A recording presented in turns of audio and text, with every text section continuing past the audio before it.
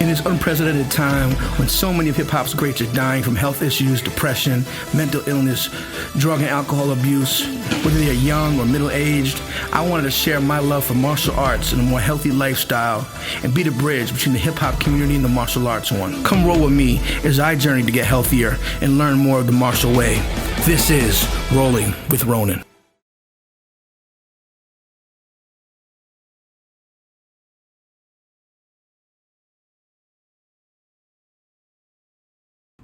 Us, Rolling with Ronin on All Elements TV. Also here for the Daily Art of Survival magazine. Shout out to Shidoshi Nathan, Ingram, and Jacob Ingram. I'm here with my teacher, us, Grandmaster Bill McCloud. We got a living legend here. You know, it's an honor to have you. We're wearing the shirt from the seminar that just passed. Yes. The Gathering of the Grandmasters 2. Amazing experience. Great event. Great event. Thank all for all who came out and who made it a great event. I don't think I've been locked up and choked up and thrown that much in the 5 hours in a long time. It felt good. It was a good stretch. Good stretch. But you know, we're here with a legend, and here at Rolling with Ronin, we want to have these legends in the martial arts who do so much for the community, who mentor the youth, who you know, take on adult students as well and help them you know, progress in life and get to that next level. And GM Bill is one of those people. You know, I started working with the summer youth program. I did it for 3 years here, working with the kids, and you know, just training here training here and working with the kids has calmed me down and made me a better person. I'm not in the streets like I used to be. Let's get started, Jim. You know, we got to talk about as Grandmaster Anthony says, the root of things. Right. Where did you grow up, and how was that era different than this era now? I grew up actually right around the corner here. Wow. On St. John's between Franklin and Clarkson. So is that Crown Heights or Prospect Heights? That's kind of both kind of. Yeah. If you're over here, they call the area that I'm in now is Prospect Heights. Right. But when you get over by Franklin Avenue, it's Crown Heights. Right. To me, that's Crown Heights. Right. Franklin Avenue Posse and FAP. But see, it was different than at that time when I grew up. It was a different era, and it's kind of like when it kind of did a 360. It kind of went away and then it kind of came back. So now it's on the comeback, you know, from what it was before. You know, a lot of great experience in growing up during the time that I grew up, because the people were different. People were different. A lot of what existed in the community was communal, and there was a code that existed amongst everybody in the community. When I grew up, was your parent. Everybody was your parent, no matter who they was, what nationality was. They spoke Spanish, it was European, whatever it was, they was your parents. It takes a village, right? Yeah, it was a whole village. It was different than the times is now. And so, because of that, you know, the art at that time was different as well. It was a time of that a person respected the fact that if you had a problem with an individual, you could handle it like men, right? And then become friends afterwards. And now, this time that we're in now is a little bit different because the code has changed. The code, the ethics, the morals, the characters of the individuals have changed. So we at a different frequency now. And it's to me, it's kind of saddening, the fact that the this type of thing exists. So the question is, you know, how do we go about trying to amend that or fix that for this time that we're in? And in my opinion is that it takes a group collective in order to be able to do that, and to be able to bring the type of communalism back to the community, where these things that we see happening or reading in the news don't happen anymore. Right. I know Snoop Dogg was doing the whole guns down, gloves up, encouraging gang members to get in the ring and box and work out the issues that way, rather than having gang wars and other people doing similar things. And you know, I think that's great. I think we gotta get back to that. Well, gangs has been around forever, but as I said, the gangs of the 50s and the 60s is different than the gangs now. Right. Because they were gangs that ascribed to a particular code of Bushido, if you want to call it. You know, it was ethics. There was kind of thing called a fair one. You could get a fair one. Right. You know, if you had a problem with somebody, you guys could go out. People would stand around and watch you guys work out your problem and stuff. And then you guys went out and had a beer or a soda or whatever the case happened to be, and you know, you was friends and stuff afterwards and stuff. Now, it's just great big difference. Big difference. People scared to get an ass whooping. Yeah, they're so scared that they'll and shoot and run away. It's not so much they're afraid; they're just not. They come up in this time of technology, and the technology that programs them is programming them with the resolution to handling problems is with the hammer. Right. You know, whatever the problem is, I don't have to box you, comite you. You know, if there's a problem, you know, bring out the hammer. Let the hammer is not the exception to the rule, it's the rule. For those who don't know, hammer means gun. Right. For those that's not in the know, just saying. Right. Yes. What kind of gangs was around back then? Is the Jolly Stompers, Tomahawks? That's a little later. Look, that was a little later. As a matter of fact, Felipe Luciano, who's a personal friend of mine, he's doing a thing on the gangs around that time. They were the bishops, chaplains, courtiers, buccaneers, stompers, medallion lords, a few different gangs and stuff that existed at that time. And the gangs were actually very communal because, you know, you knew that they control a certain segment of the community in which they live. If you didn't live in that community, you couldn't go in the community starting trouble. You couldn't be like, now guys come from someplace else and they come into the community start. You had to have a passport to go into each community. If you didn't have a passport, you had problems with whoever was running that area at that time. You had a problem. Right. You know? For those who aren't familiar, Felipe Luciano was a member of the Young Lords and also founder of the Young Lords. Pardon me, and worked with the Last Poets and the spoken word as an activist and very amazing individual who I was familiar with. Radio commentator. Right. Did a lot and is still doing a lot. And shout out to him, salute him. You know, I know he's a good friend of yours, but I grew up knowing about him since I was a kid. Yes. Right. Matter of fact, he speaks about that a lot on his programs about the thing that went on between the chaplains and the bishops and the Roman lords. You know, you had people who had brother clubs, but mostly then, you know, there was always weapons involved in fighting, knives. You know, the gun was the exception to it. It was always around, but wasn't the rule.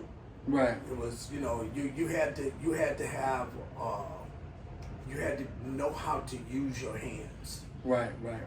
You know, and you in the community. It's not like what is happening with children now who sits around the computer all day. You had to be outside, right, on a regular all the time. And being outside, there was a lot of wolves, right? And when you was outside, if you were a sheep, you was going to get eaten by the wolves. And their parents at that time would tell you, like, if you had parents who was like, you know, what are you doing in the house? Why are you in the house? You know, go outside. If you couldn't tell your parents that you was afraid to go outside because there was a wolf out there that you didn't want to deal with. He would make your parents would make you go out and deal with the wolf. Right, and you might get fleeced, yeah, or right. at the very least get fleeced. Somebody That's run your right. pockets. If not, you might get ate. You know? Right. So you Right. you learn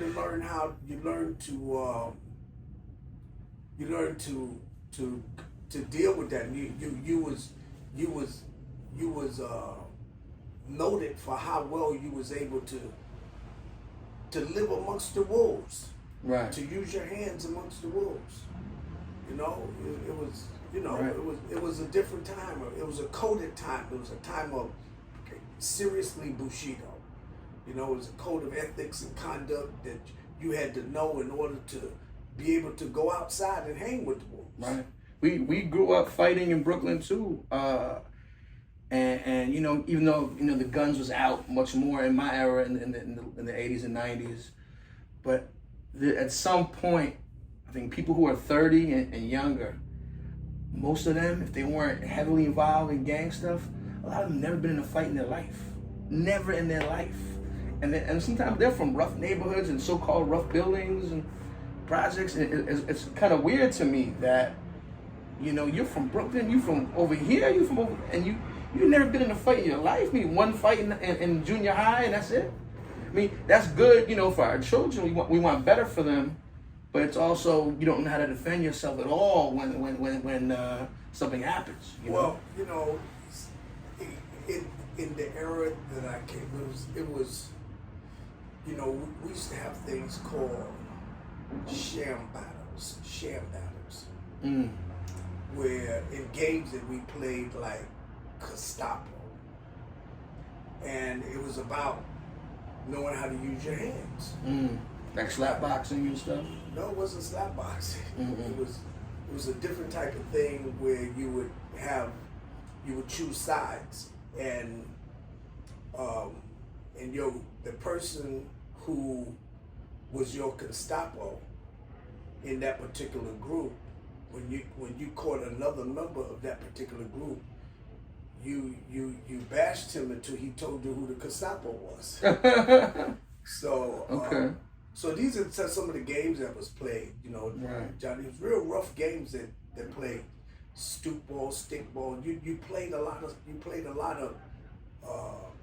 street games and stuff. You know, you just wasn't in, like now this technology have them. They said all the games they play is on the computer. Right.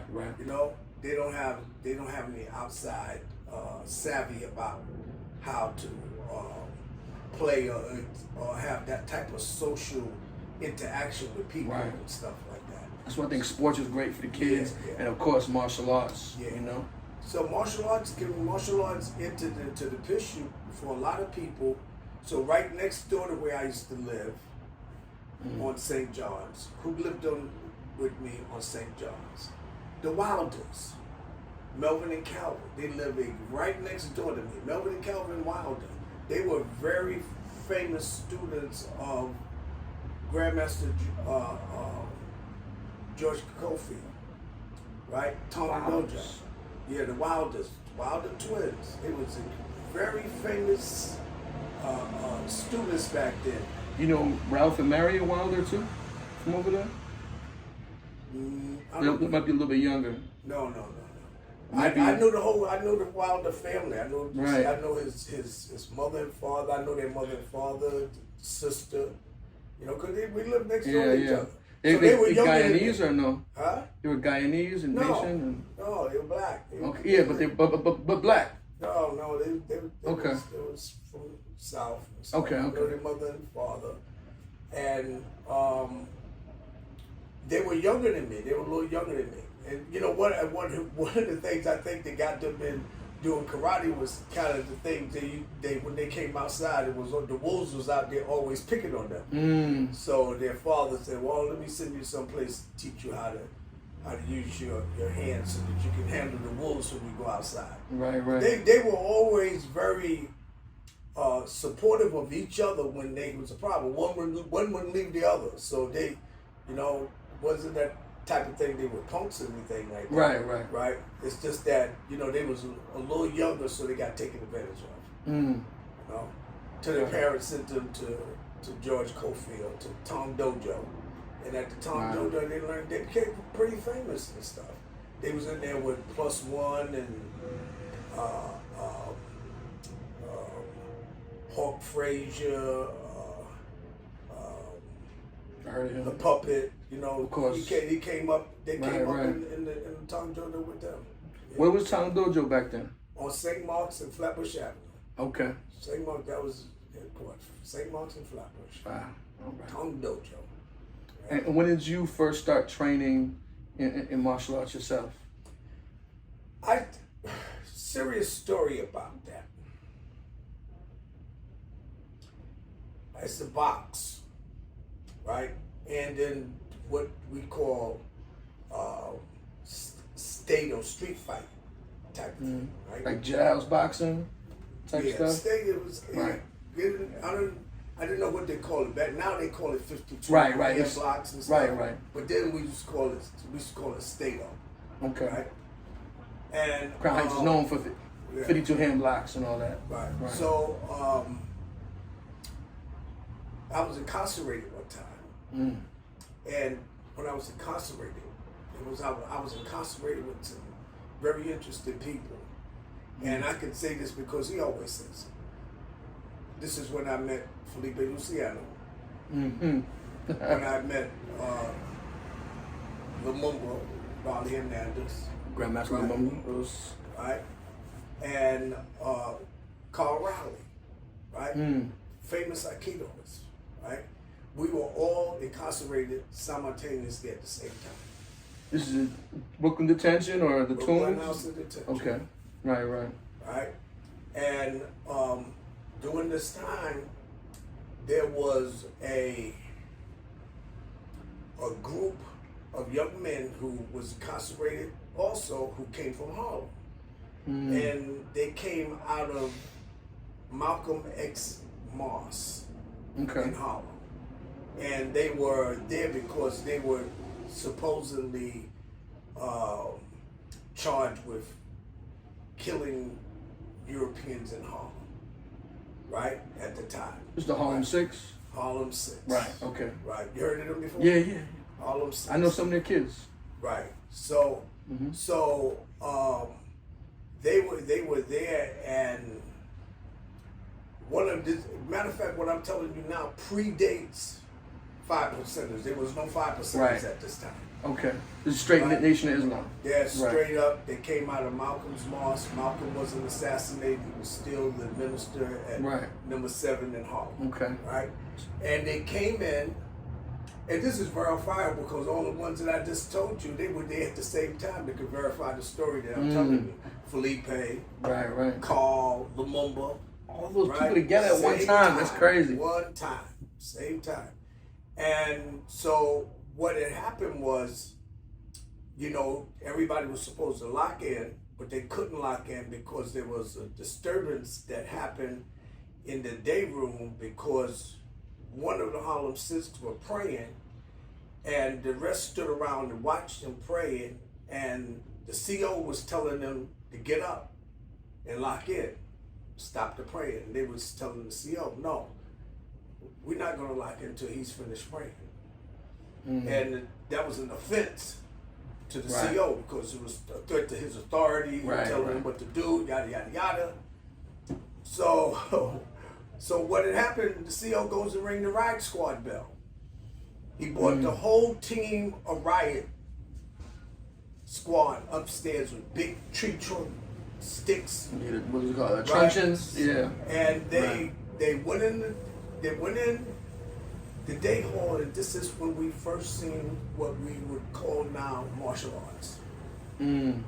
They kicked the out of the whole riot squad, took their weapons and beat the mess out of them with their own weapons. Wow. Ran them out of the thing as we stood there with our mouth open because none of us, even though we were street cats, who came up in the streets and we did all of the street stuff with the gangs and stuff, we ain't never seen that type of fighting before. Wow. Right? And they lit the riot squad. He was doing karate, jiu-jitsu, everything? They did something, I don't even know what you want to call it at the time and stuff. Right. But when they finished doing what they was doing, they had everybody's attention. What is that you was doing? We was listening to whatever their philosophy happened to be. Right. You know, whatever it is. So they started training us there when we was incarcerated. Right? And they had another gentleman his name was Wilson, who trained with, he was a CO. He trained with Cofield. And he heard about it. When he came in, he was like, who's these guys that did the riot squad? He wanted to know who they was, right? He befriended them. Right. You know, so when he was on, he would bring them out on the tier and he would let us work out. Right. Wow. You know? Felipe was upstairs on the tier above us, and me and Carl was on the tier down there, and Mumbo was on the other side. Wow. Right? So it was interesting time and stuff, right? So after that, that could be a TV series right there. Yeah. After that, you know, we went separate ways, you know, north and all that type of thing, and you couldn't do that. So when I went to the reception center, they had a boxing team at that time. You know, just a couple of places had team where you could box. So start boxing. You know, because you couldn't do no martial arts stuff, right? Right. That was taboo, right? So it was hard to find a school at that time, right? For the most part. No, there was, you know, well, now we going back then, I didn't know nothing about schools. Right. I didn't know nothing about schools. First time I'm seeing martial arts. Right. First time I heard, they explained to me what this martial arts was. They explained to me the whole philosophy around what Islam was. Right. The whole 9 yards. It was a different psychology that went along with that package. Right. At that particular time. And us three. For myself, for Lumumba, for Felipe, for Carl Raleigh. Right. It was a very revolutionary time and stuff as well. It was budding, but we were young at the time. You see? And 60s. so years went by, you know, then they used to box and stuff. So, you know, the seed had already been planted in me. Right. So when I came home,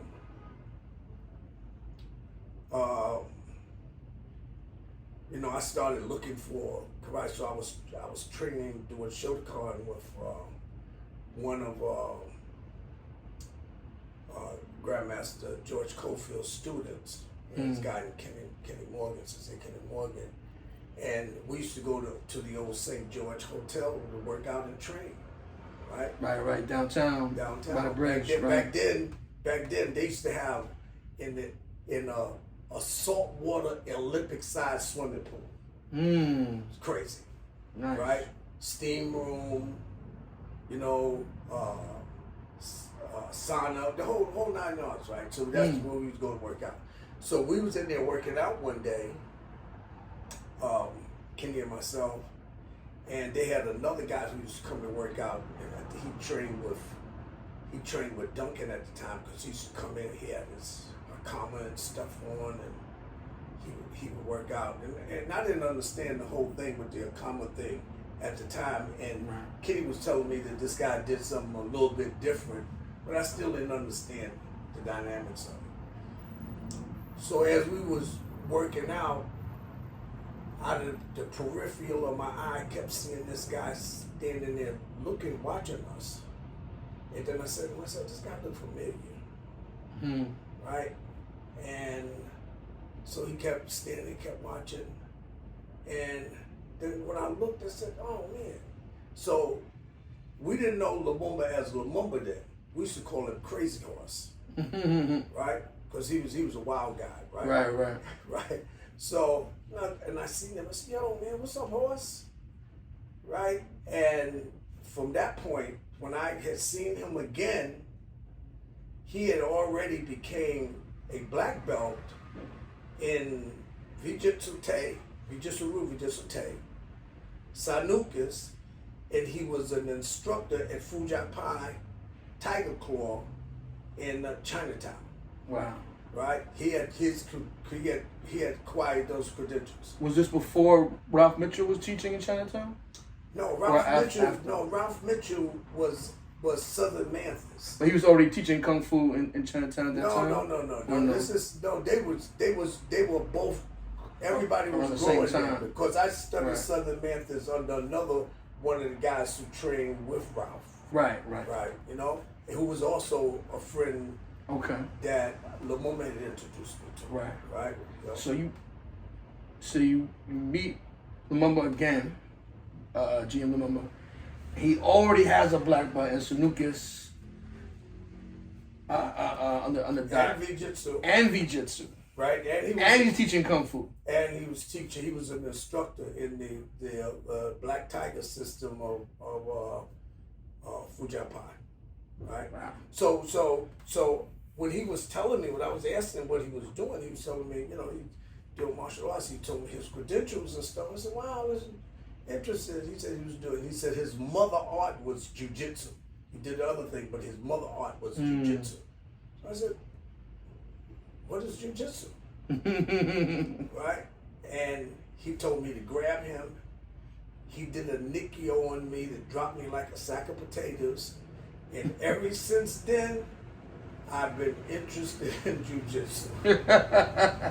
So he was basically my first teacher in teaching me jiu-jitsu. We did a lot of Vijitsu stuff first, and then he introduced me to the rest of the guy, the cast, you know, from to V to Doctor Powell to Soke Little John. You know, we've been family ever since. What was Dr. Moses Powell like training with him? And just what was he like as a person for those that never got to meet him? Dr. Powell was a serious kind of depends on how intimate the relationship that you have with him. Right. If you okay. Back then, you know, there's an expression that says water seeks its own level, right? So you had to be on the level for him to even consider who you were at that time. If you was a underbelt coming up, you know, you got the other guys in there who instruct you and stuff like that. Right. Until you rose to the level where you came to his attention.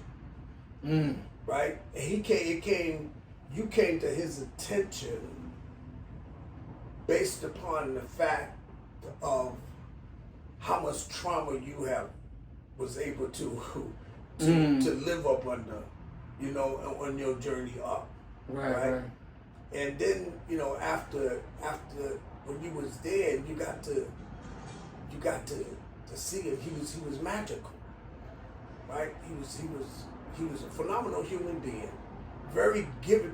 When people don't know, he was a very giving human being, right? And if he took a liking to who you were based around your commitment to be an artist, right? Not some people came. Some people were martial artists, and some people were martial hobbyists, right?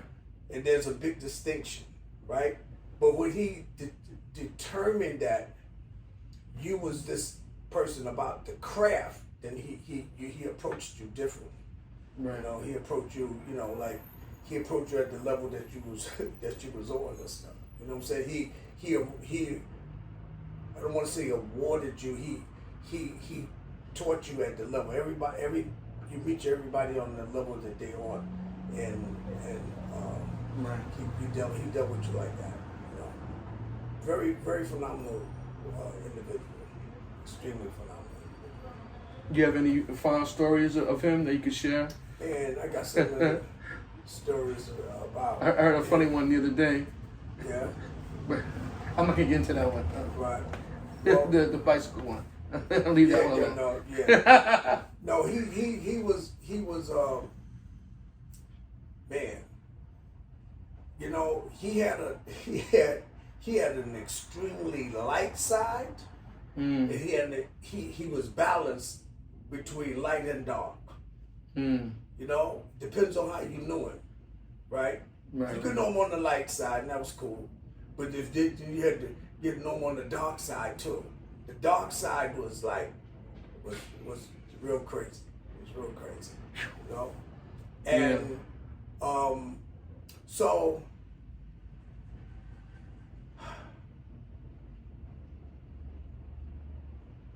then when Moses was Moses Powell, Master Moses Powell, Sensei Moses Powell, Professor Moses Powell,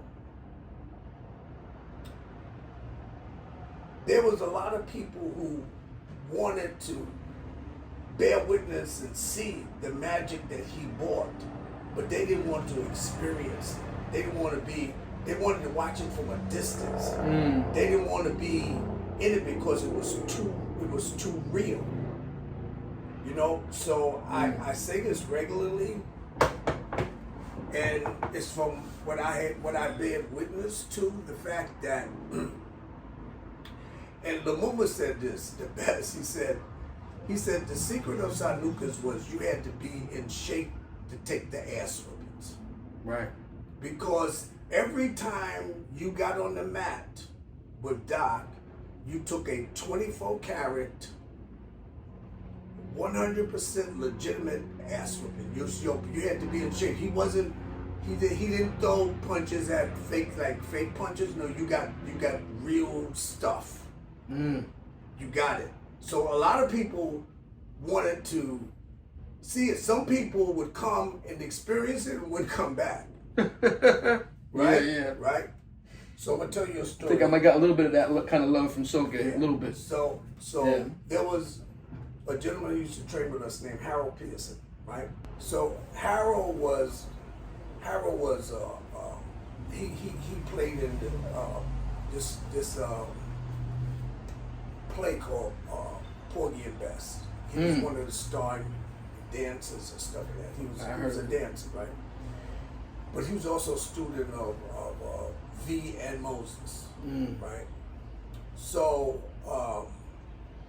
you know, one of the things about this different, now, a lot of us forget the protocol that used to exist. It's like there were so many gunslingers in the dojo back then, you couldn't fake the funk. You mean literal gunslingers, or just guys that was strong with their art and the problem? Gunslingers meaning that when you went in the dojo, everybody in there was a gunslinger.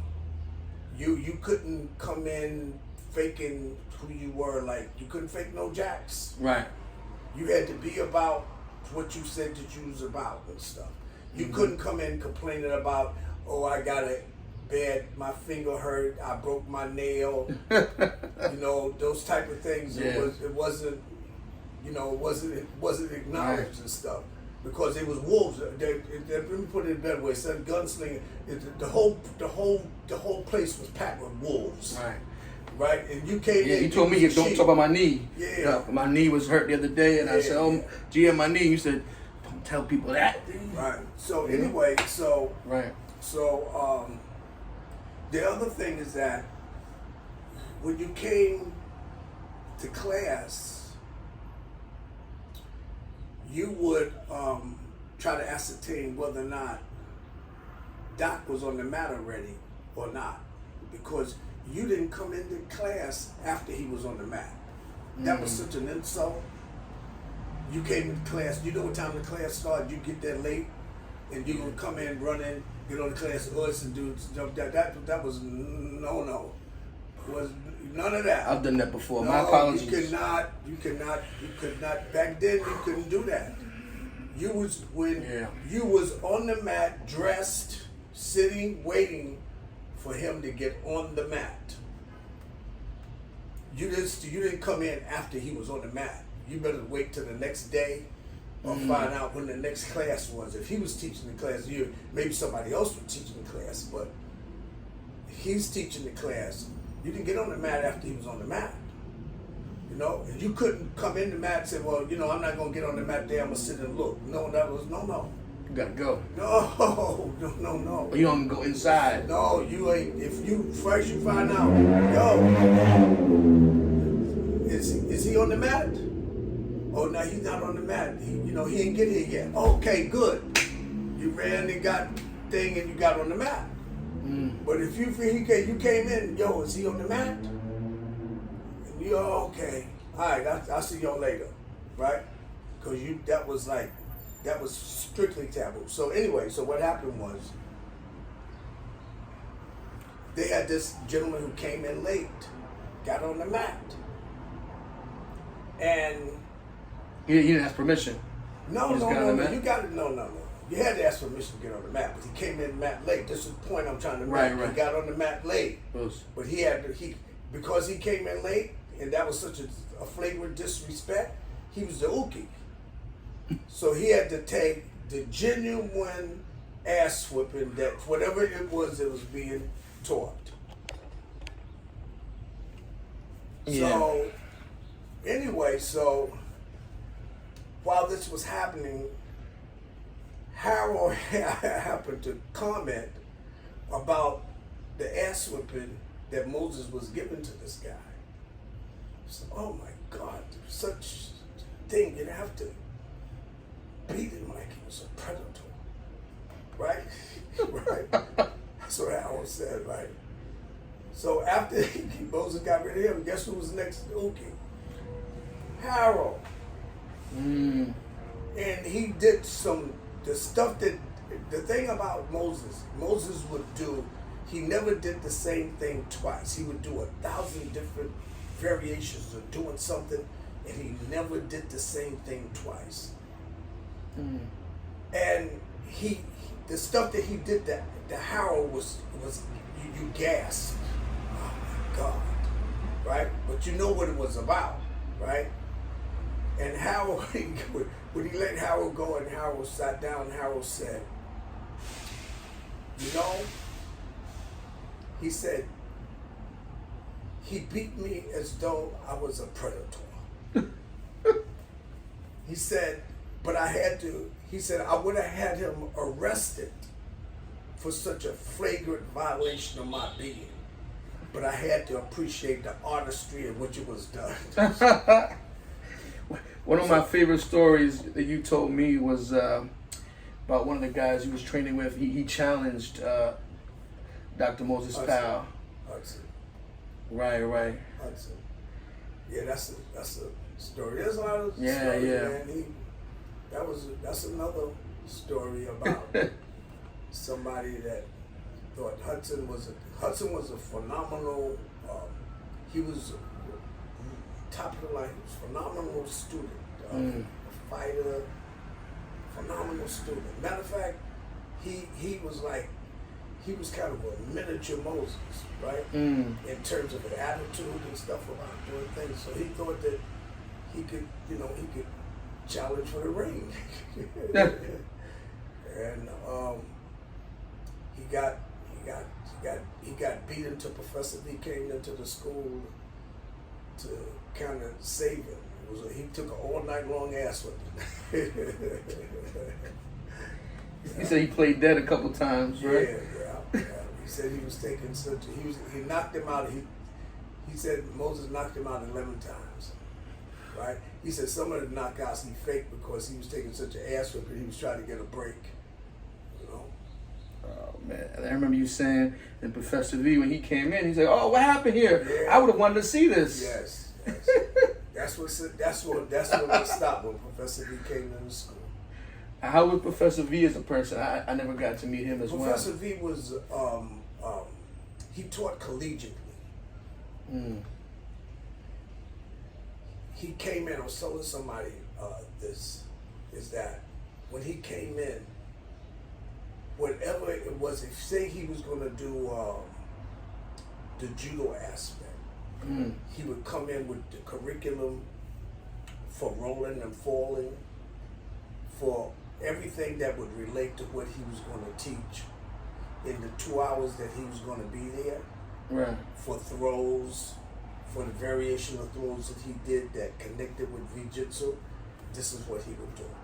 If he was going to do knives, he would come in with the curriculum that would match all of the drills for doing knife or stick or whatever the case happened to be. Right. He taught as a collegiate professor. He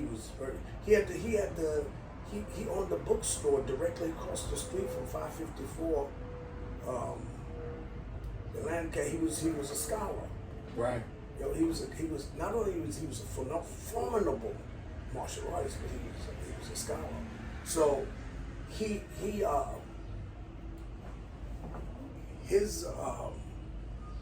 his system at one time was called the system of systems during that era. And because he integrated a lot of different things in the system that made it what it was. Right. And it was most pragmatic for the era and time that it came up in because it was inclusive of a lot of different things and stuff. It wasn't just one this, one that, one the other thing. Right. It was a blend of all these different things and stuff, you know. And mixed martial arts in a traditional setting, though. Yeah. Right. Yeah. Pioneer, definitely. Yeah, and that's very, very well said. He definitely pioneered mixed martial arts.